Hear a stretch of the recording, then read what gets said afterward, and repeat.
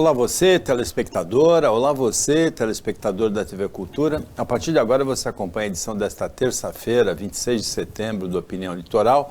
Participa como comentarista o Roberto Mohamed. A gente recebe com muito prazer, com muita honra, o presidente da Associação Comercial de Santos, Mauro Samarco. Mohamed, o que você está morrendo de vontade de perguntar para o Mauro? Boa tarde. Boa tarde, Paulo. Primeiro é um prazer estar com o Mauro aqui. Eu acho que o Mauro é mais do que presidente da Associação Comercial. O Mauro é uma nova liderança que a cidade está vendo nascer e não está prestando muita atenção. Quer dizer, alguns setores prestam. Mas a gente tem que olhar a associação, e é lógico que o Mauro, como presidente, se preocupa em neutralizar o papel político da entidade, mas é impossível que uma entidade como ela, que deixou de ser uma entidade voltada ao café, e representa, na verdade, uma boa parte do setor produtivo da cidade, que ela não tem o mesmo papel e que seu presidente não tem o protagonismo que, por exemplo, teve o Afif Domingos na Associação Comercial de São Paulo, na Federação do Comércio, o SCAF na Fiesp. Dentro do nosso universo, principalmente em Santos, não na Baixada, mas em Santos, os presidentes da Associação Comercial sempre foram muito retraídos em relação a isso. Você começou a botar mais a opinião da Associação Comercial, o papel da Associação Comercial na rua. Às vezes eu me preocupo quando a gente vê um bom talento, um grande talento, que começa a se revelar, ser atacado por aquela mania que o santista tem de ter ódio de sucesso, ou ter ódio de quem tem algo a acrescentar. Hoje, Mauro, a Associação Comercial, como um todo, conseguiu entender esse ritmo que você imprimiu desde que você assumiu a presidência, ou seja, ela está funcionando, entendendo que o papel dela enquanto instituição não pode ser o da omissão ou de meramente virar uma Academia Brasileira de Letras para ter chá da tarde, mas ser uma entidade que vai ser propositiva, independentemente de quem está no poder? Bom dia, Mohamed, Paulo Schiff. Agradecer mais uma vez a oportunidade de estar aqui, mais uma vez aqui no Opinião, falando pela associação. Agradeço as palavras. Acho que presidir essa instituição é um grande desafio, uma grande honra, pelo que ela representa, pela história que ela tem. Quando nós assumimos, ela realmente vinha ainda cumprindo um papel importante de serviços, né, de atender ali o associado, mas nós entendemos que era um momento realmente da associação voltar a ter um protagonismo maior, participar mais das discussões da cidade, até porque isso está no estatuto da instituição, né, promover o desenvolvimento econômico e social aqui na nossa região. E, lógico, tivemos que fazer um trabalho de reestruturação administrativa, isso passa por alguns desafios, né? E aí, como você falou, na nossa sociedade, a gente infelizmente tem aí, o pessoal fala, né, do caranguejo santista, né, que está sempre te puxando para baixo. Então, mas vencemos esses desafios, aí passamos por um processo até de reeleição, então aprovação massiva lá dos associados. Eu acho que a gente está no caminho certo, vencemos então essas barreiras. E eu acho que a ideia é o que é? A gente propor pautas positivas. Então, o santista, ele é bairrista, ele defende, quando ele está fora de Santos, ele bate no peito para falar da cidade, mas nós aqui, a gente tem uma cultura de sempre estar falando das coisas ruins que nós temos, sempre um baixo astral, de certa forma, né? Então, a gente tem muita coisa boa para desenvolver, a gente tem várias oportunidades, e para conseguir se unir, trabalhar junto, todas as instituições, eu acho que a gente tem que mudar um pouco o nosso mindset. É isso que a gente faz na associação. Então, trazer aí o que a gente tem de melhor, de potencial, para poder aí pressionar os políticos, fazer um trabalho em conjunto com a sociedade para avançar. Agora, Mauro, a Associação Comercial de Santos, você se referiu às discussões da cidade, mas a Santos está inserida numa região que é claramente metropolitana, é ligada organicamente. Pelo menos Praia Grande, Cubatão, São Vicente, Guarujá e Santos são ligadas organicamente.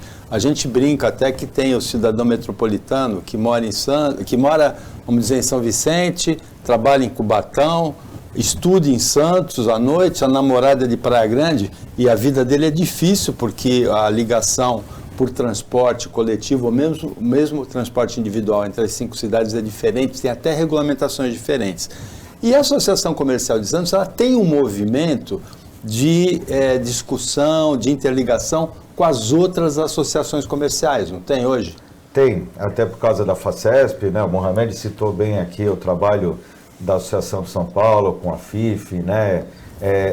Eu acho que através da FACESP nós estamos na Regional 5, são mais de, acho que 12 ou 13 associações comerciais da região, e lá discutimos então os assuntos relacionados diretamente à pauta da federação, que aí é muito mais ligado ao comércio. A Associação Comercial de Santos ela tem uma característica um pouco diferente, então nós somos muito mais empresarial.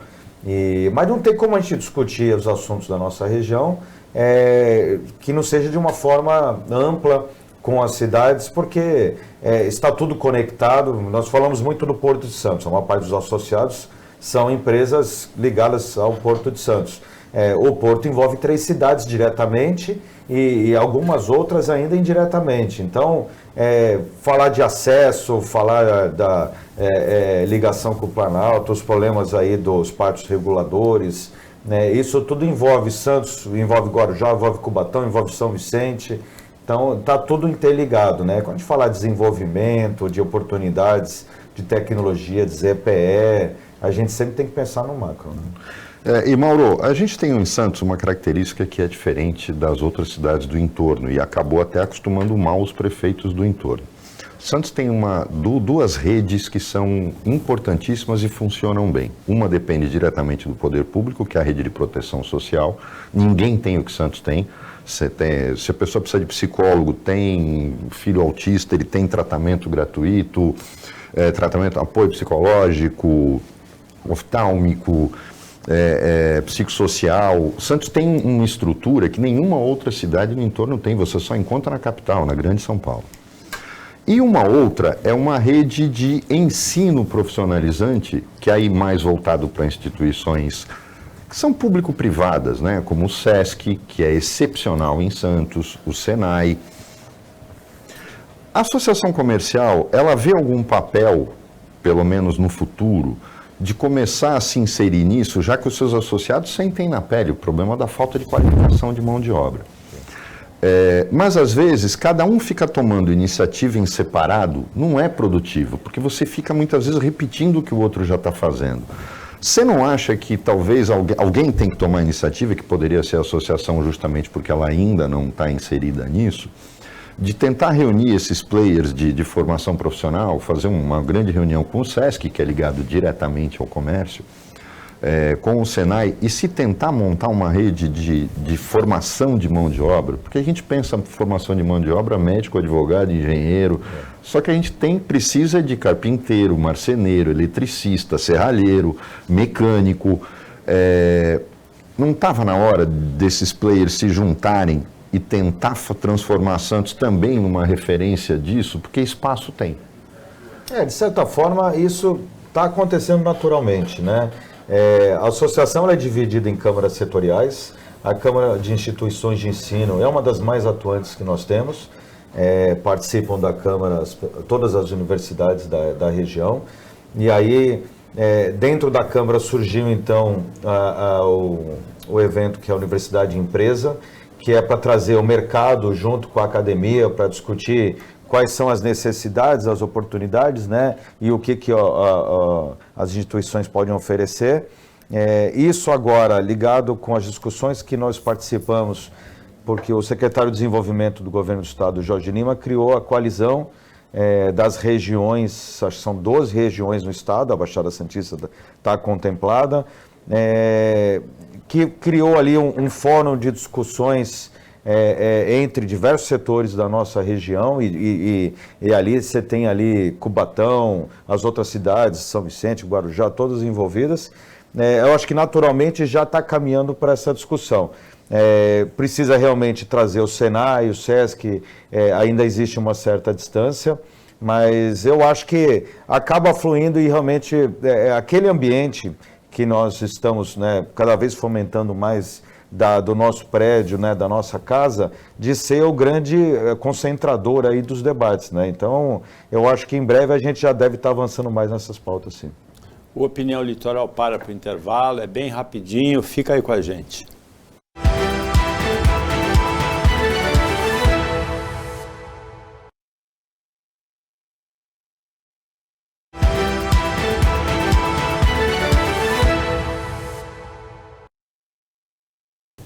Voltando com a Opinião Litoral, nesta terça-feira o Roberto Mohamed participa como comentarista e nós recebemos o presidente da Associação Comercial de Santos, Mauro Samarco.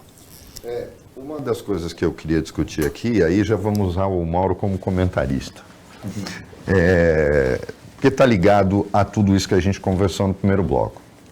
Muitas vezes, e a gente está diante de um processo político daqui a 1 ano e meio, daqui a 1 ano, que é importantíssimo para toda a região, porque vão ter prefeitos que não podem mais se candidatar, porque já cumpriram 2 mandatos, tem prefeitos indo para a candidatura, e a gente está vendo pela primeira vez em Santos a possibilidade de um embate, porque a eleição passada foi praticamente um amistoso.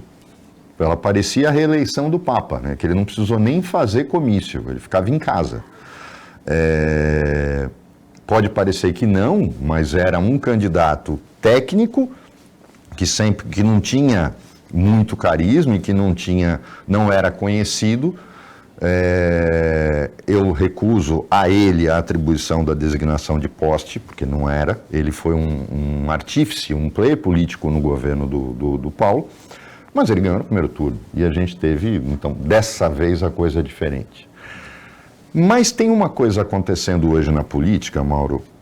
Eu queria até que o Davidson colocasse um vídeo, é um comercial antigo, e para contextualizar as pessoas, na década de 80, a Coca-Cola fez uma campanha publicitária dizendo que 2 Coca-Colas eram vendidas para cada Pepsi.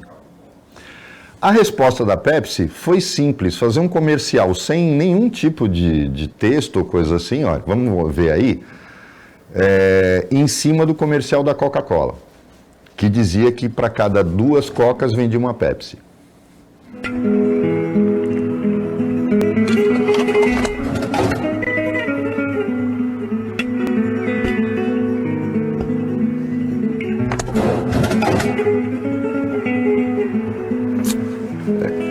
Primeiro que um publicitário brilhante, mas isso explicava por que eram 2 Cocas vendidas para cada Pepsi.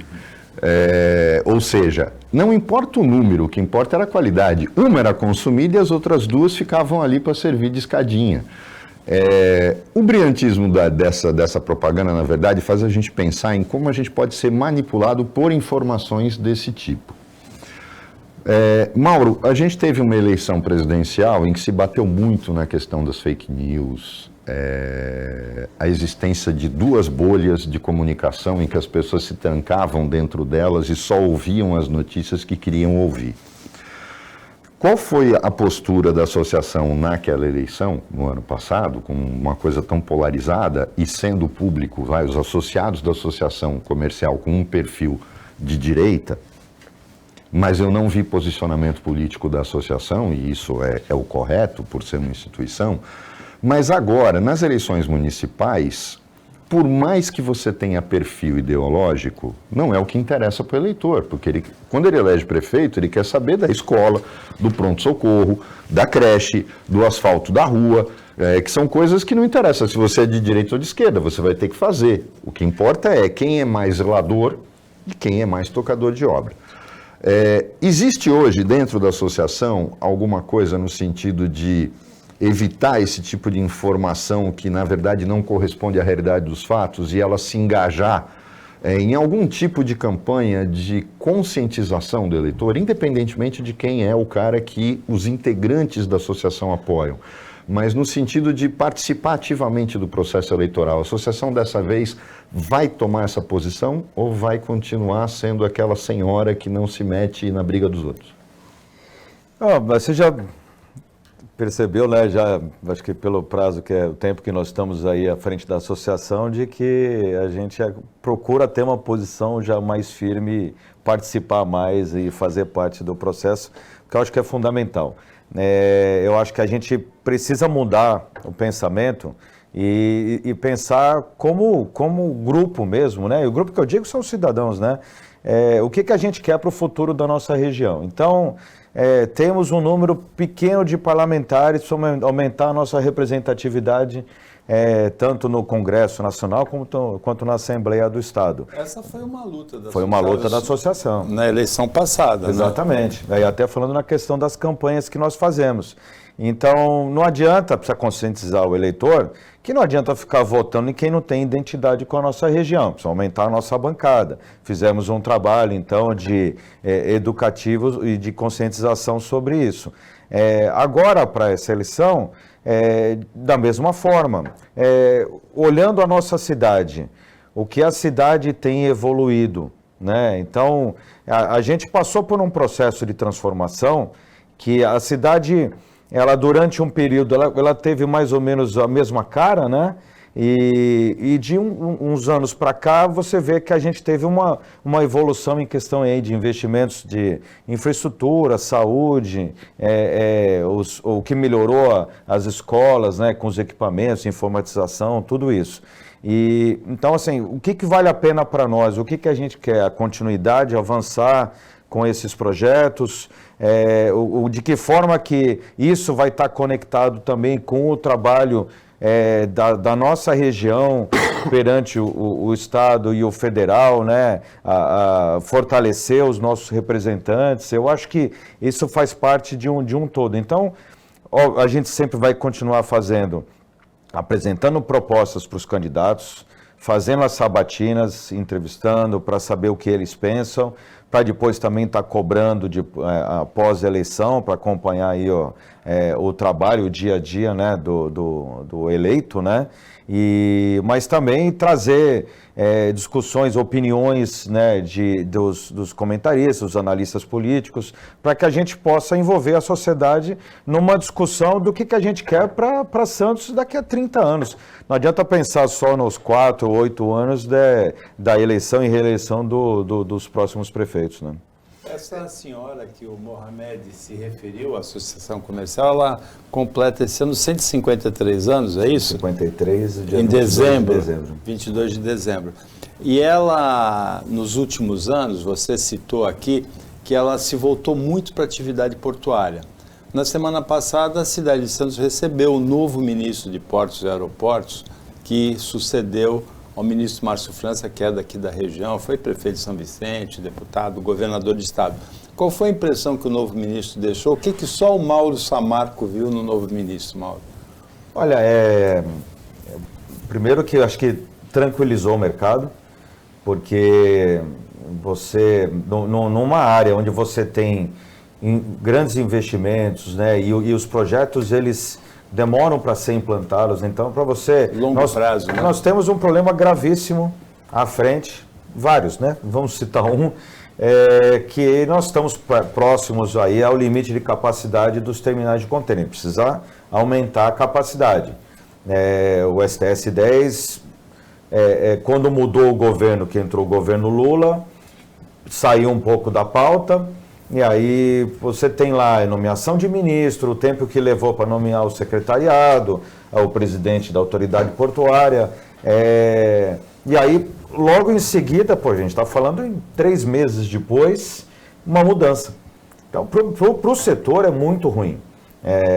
Aí a insegurança que isso trouxe, acho que foi revertida, porque os primeiros gestos do ministro... Primeiro que ele é uma pessoa que se mostrou aberto, né?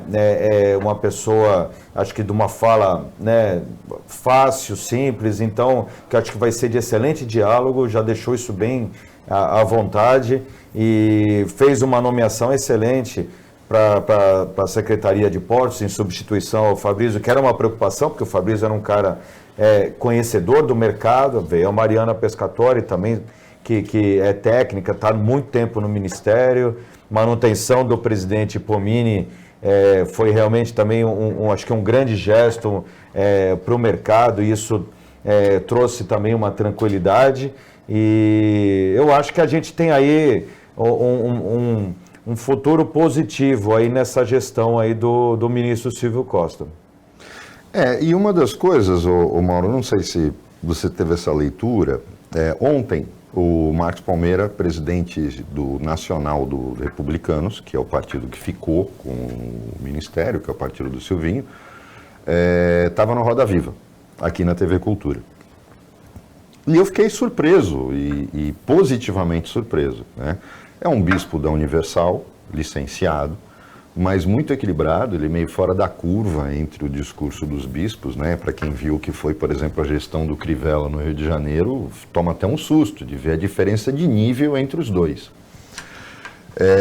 E ele deixou uma coisa clara, no sentido de que o partido continua sendo um partido de centro-direita, afastou, na minha opinião, ontem, ele deixou claro, como presidente do partido, que o Tarcísio não sai, porque aquele discurso foi meio forçado e nem tinha muito sentido, né? O Tarcísio sai do Republicanos porque vai apoiar o Lula e entra no PSD, que está com o Lula desde a campanha. Não dá para entender esse tipo de mudança, né? Parece birra de jogo de futebol. Você fez essa pergunta aqui quando houve esse balão de ensaio, né? Exato. Uma coisa sem sentido, não tem sentido. Né? Mas ele deixou claro que a gente não vai ter uma solução de continuidade. Isso é bom, porque a gente tem dois projetos que são efetivos. E numa associação, ela na minha opinião, deveria ter um papel de protagonista, até porque ela está localizada lá, que é a revitalização do centro histórico. Que o Rogério aqui, sentado, já fez por 2 oportunidades meia-culpa. Mas quando você faz meia-culpa, diz que errou e não faz nada para consertar, não adianta nada ter o meia-culpa, né? Você só mostra uma falsa humildade que não serve para nada. Durante o governo do Paulo, houve uma destruição deliberada de tudo que o Papa construiu em relação ao centro. Por que foi deliberada? Qual era o objetivo? Não sei. Só que agora, falar de recuperação fica um pouco hipócrita. Mas tem um grave problema aí, Mauro, e eu queria saber a opinião sua e da própria associação. Se a gente continuar com essa indústria de tombamentos sem sentido em Santos, onde você tomba imóveis sem valor arquitetônico, sem valor histórico, você tomba ruína, você tomba só a frente, atrás é só árvore que cresceu, você não vai ter exploração comercial disso nunca, porque você não vai ter a VCB, você não vai ter alvará, você não vai ter a possibilidade de fazer isso. Aí você vai fazer um Porto Valongo no meio do nada, né? Fica que nem o aeroporto de Rio Branco, no Acre. Fizeram o aeroporto, esqueceram de fazer a estrada que leva a ele. Então você ia de rua com rua de terra até chegar num aeroporto de última geração. É onde se joga dinheiro fora no Brasil. Existe alguma postura, ou se não tem, como sugestão até, você não acha que é hora da associação comercial entrar na briga, porque ela habita um prédio tombado, e sabe o quanto é difícil todo ano renovar um AVCB, conseguir alvará, quanta gente entrou naquele afã do Alegra Centro e depois foi traído pelo poder público, que não fez absolutamente nada e deixou aquilo fechar de novo. Você não acha que a gente corre o risco de, se não tomar uma decisão agora, de rever tombamentos, de realmente deixar tombado só o que realmente tem valor? Copiar o exemplo de Fortaleza, que no centro tombou só as fachadas, permitindo que os comerciantes adotassem medidas de segurança, tal, no resto do imóvel. Você não acha que é hora da gente traçar essa discussão? Porque o centro de toda a cidade, ele tem que ser o coração, ele pulsa, e o nosso está morrendo. É essa a visão que você tem também?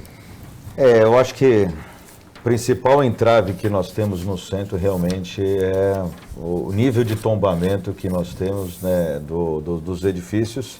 E aí cabe uma reflexão, né? O erro de quem está à frente, né, do Condepasa, que a visão de que você, tombando, está protegendo, nesse formato, o que a gente está vendo? Que está deteriorando, porque não existe uma atividade econômica naquela região, então o patrimônio está sendo destruído. A gente precisa definir o que realmente é histórico. O secretário Glaucus, inclusive, ele tem um mapeamento que até a prefeitura, através dele, discute flexibilização de alguns níveis de tombamento. E realmente o que é histórico para o centro, que é o principal, é o que vai do Valongo até o Outeiro de Santa Catarina, né? Você tem ali um retângulo onde passa pela associação, Bolsa do Café. Ali realmente eu acho que é o que precisa ser preservado. O restante, a gente precisa trazer investimentos. E para trazer investimentos, o construtor não vai ter interesse naquela região porque ele não consegue empreender ali. A gente tem uma oportunidade única, que é ter um grande indutor, que é o Parque Valongo, e através da associação já recebemos consultas de grupos de São Paulo, grandes investidores, porque tem um potencial enorme e a gente precisa realmente aproveitar ali, potencializar ao máximo esse equipamento para que isso então gere toda a movimentação de pessoas, trazer o Concais para o Valongo também. Então a gente tem uma oportunidade realmente de revitalizar essa área toda, mas passa pelo Condepasa. A associação, nós temos assento no Condepasa, como em vários outros conselhos da cidade e de outras esferas também de governo, e lá dentro a gente, através do nosso representante, a gente coloca a nossa voz, mas aí depende realmente muito da prefeitura. Eu acho que tem que ter ali um papel forte da prefeitura para avançar sobre isso. O Opinião volta depois de um intervalo, a gente volta para o último bloco, fica com a gente.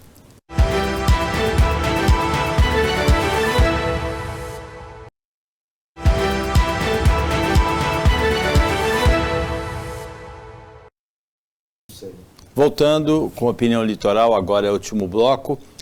Quando entrou o intervalo, o Mauro falava sobre essa questão, o presidente da Associação Comercial, que é nosso convidado hoje, sobre essa questão dos tombamentos, da recuperação do centro, da revitalização do centro, que pode ter um passo decisivo nesse momento, nos próximos meses, com a instalação do Parque do Valongo e com a transferência, essa já demora mais um pouco, do terminal da Concais para essa região antiga da cidade, Mohamed. E para variar, você chama sempre o intervalo quando eu vou falar. Isso é perseguição de apresentador mesmo. Ele sabe por quê, mas eu não vou falar publicamente. Ô Mauro, tem uma questão aí, porque a justificativa do Rogério é só fazer uma conta. A prefeitura, com os representantes dela, e a associação comercial, a Secob, a associação de gente, já dá maioria. E eu insisto numa coisa, e estou com um advogado também, nós dois, decreto se revoga, decreto é revogado por decreto. O decreto que tomba é igual e pode ser revogado pelo decreto que destomba. Mas você tem que ter coragem, porque aí entra o medo do grande bicho papão, o Ministério Público. Aquele cara que sozinho muda o destino de uma cidade, sozinho impede uma região de se desenvolver. Aí eles falam muito em nome de instituição. Vamos cair na real. Tem promotor que é de esquerda, tem promotor que é de direita, tem promotor que é vegano, tem promotor que é ecochato, tem promotor que quer mais aqui, derruba tudo que é árvore. A opinião pessoal entra. O que você não pode é ter a opinião de uma pessoa se sobrepondo a toda uma região. Eu já disse para o Rogério em 2 oportunidades que está na hora de inverter o jogo e fazer o Ministério Público ter que se mexer, ou seja, vem participar da reunião, vem participar disso. Talvez, Mauro, e a gente está aqui cutucando, porque isso pode, é lógico que você ouve e leva isso, talvez uma entidade como a associação comercial, se unindo a uma associação dos engenheiros, a Secob, que é das construtoras, consiga fazer... Ó, Ministério Público, vem aqui, senta junto, vamos discutir o que merece ser tombado por valor histórico, o que merece ser tombado por valor arquitetônico, mas a gente não pode deixar o centro ser devolvido a prostitutas, assaltantes, traficantes, usuários de crack, porque vai acontecer a mesma coisa que acontece em São Paulo. Daqui a pouco você não vai estar fechando uma loja por dia no centro da cidade. E é uma coisa, é uma judiação. E você vê que tem prédios que já passaram por 4, 5 alterações antes de serem tombados, eles não têm mais valor histórico.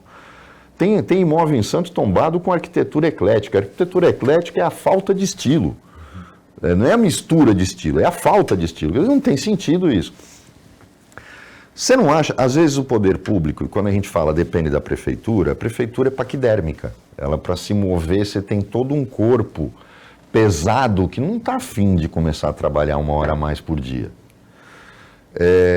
Talvez não fosse o papel dessas entidades de cutucarem, e como é muito importante na eleição do ano que vem o apoio dos membros dessas instituições, já que elas não vão apoiar ninguém, mas os seus membros vão. Porque isso significa financiamento de campanha, apoio integral, apoio logístico, apoio político. De usar esse momento para chegar e falar, vamos reunir, vamos discutir isso aqui. Porque se o centro voltar a pulsar, é o que você falou, paralelo ao Parque Valongo, a gente tem uma mudança completa naquela região de Santos. Que gerem, aí fica aquela, não, tem que ter moradia. Não é a vocação do lugar, a vocação do lugar é noite, é gastronomia, é serviço, é hotel. É tão difícil assim, você sente que é difícil fazer o poder público não atrapalhar, porque eu acho que aí o papel mais eficaz que ele pode ter é o de não atrapalhar, não necessariamente, não precisa da ajuda dele. Se essas entidades fazem o seu papel, basta ele não atrapalhar. Você vê neste governo, que falta 1 ano ainda, é tempo, independentemente de quem ganhar o ano que vem, tem como, você acredita que essas entidades, que a sociedade civil consegue fazer chacoalhar o poder público?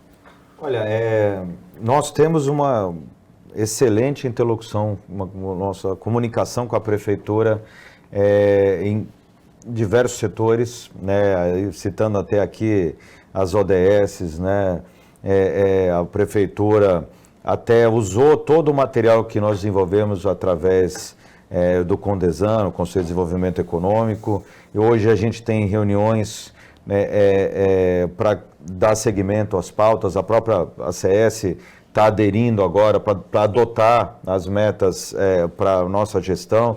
Então, o diálogo com a prefeitura é muito bom. Eu acho que, lógico, a estrutura pública, ela tem uma dificuldade para se movimentar, aí a gente procura ajudar muito nisso. Avançamos com a questão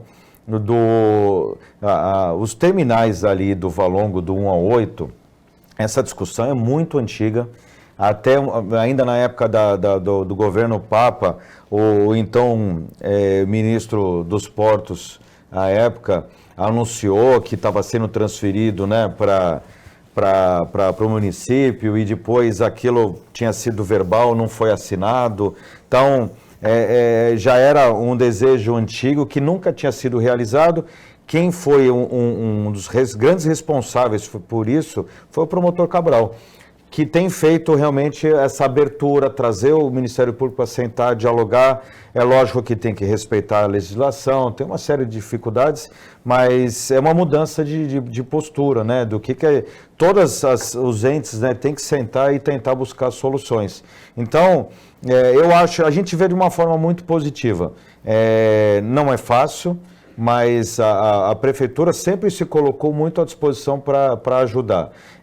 A questão do Condepaz, eu acho que é um ponto crítico que a gente realmente tem que fazer um trabalho ali de entendimento, de conscientização de o que é necessário para a gente poder avançar. E aí, novamente, né, a associação está lá à disposição e trabalhando para essa discussão, né? Você tocou num tema, porque tem até o nome. Vocês já pensaram em mudar o nome? A Associação de Praia Grande é Associação Comercial, Empresarial, Industrial e Agrícola. Alguém já propôs, porque ela realmente hoje não é mais só comercial, né? Ela é empresarial. O setor de serviços é muito presente, principalmente por causa da atividade portuária. As construtoras, independentemente da associação dela, também estão presentes.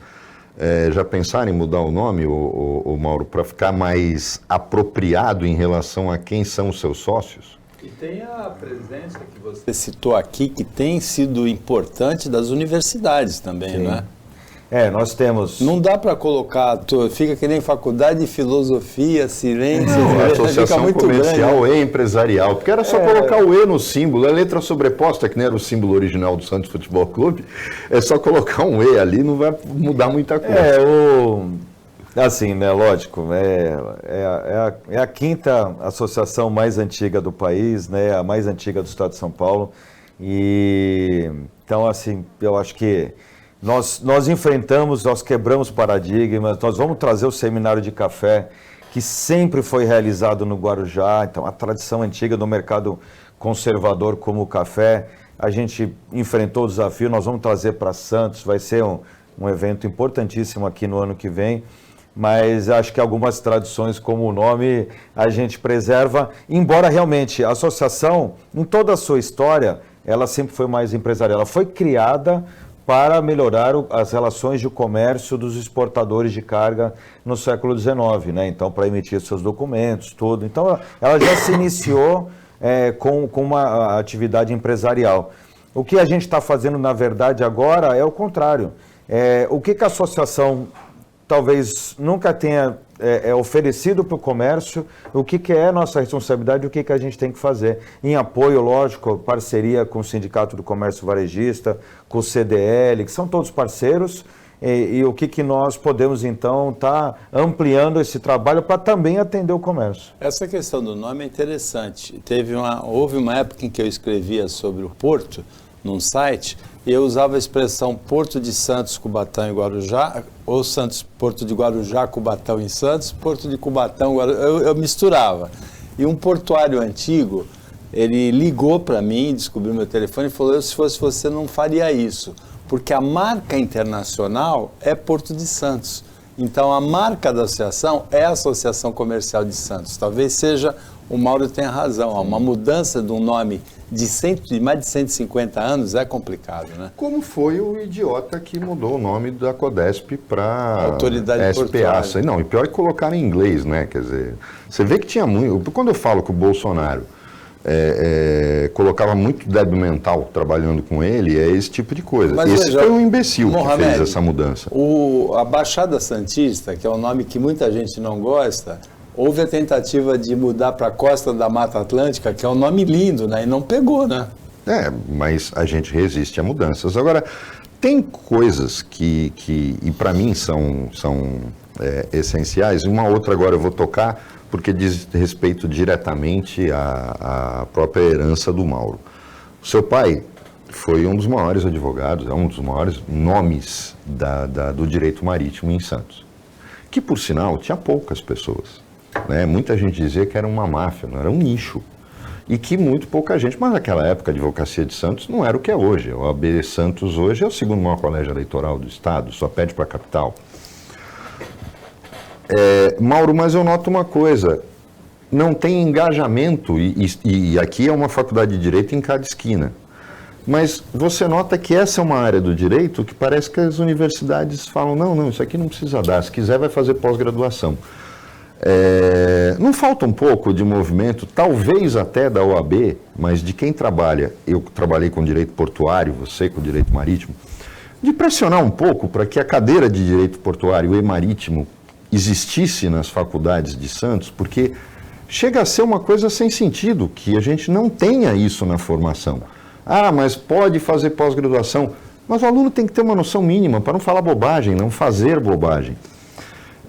Por que será que a gente tem nenhuma das universidades tendo esta cadeira na graduação? Para pelo menos fazer o aluno de direito entender que tem um porto ali que gera oportunidades de todos os tipos para o advogado. Não é só o trabalhador portuário ou só os operadores portuários.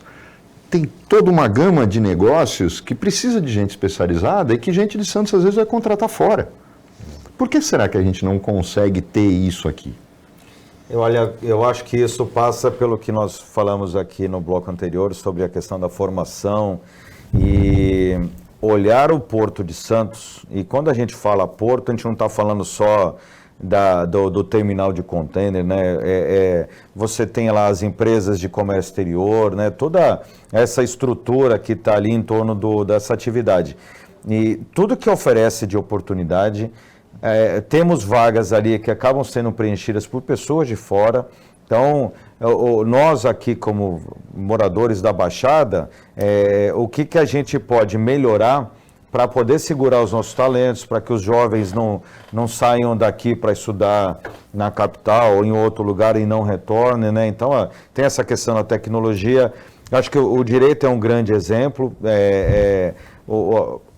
Avançou do que era do passado, né? Algumas universidades passaram até a cadeira. O meu pai chegou a lecionar na Unimes, né? Meu irmão na Unisanta. E aí acabou depois indo mais para esse lado da pós-graduação, mas você vê uma atuação forte, né, da Associação de Direito Marítimo, da BDM, ainda tem muito para avançar, mas eu acho que isso a gente pode explodir para diversas áreas, né? A USP, quando abriu um curso aqui, foi de engenharia de petróleo, lógico, estava naquele boom do petróleo e gás, mas, poxa, não dá para trazer alguma coisa do curso de engenharia naval para Santos? Oceanografia. Oceanografia, né? Então, se você tem lá... Era uma batalha antiga do Gastone Rigg e do Aloysio Azevedo, no Opinião. Foi seguida pela saudosa Mariângela Duarte. Exato. Exatamente. Então, por que o maior porto, né, da América Latina, a gente ainda tem a formação fora daqui, né? A gente tem que brigar para isso, né? Para que cada vez mais Santos seja não só um concentrador de cargas, mas um concentrador de expertise, né? De conhecimento. Chegamos ao final do Opinião Litoral, agradecendo muito a participação do presidente da Associação Comercial de Santos, da centenária Associação Comercial de Santos, o Mauro Samarco, também do comentarista Roberto Mohamed, o trabalho da equipe técnica e de jornalismo do Sistema Costa Norte, e agradecendo principalmente a você que acompanhou a gente mais essa edição. Até amanhã, nesse mesmo horário, depois do Jornal Litoral, e uma ótima terça-feira para você que você merece.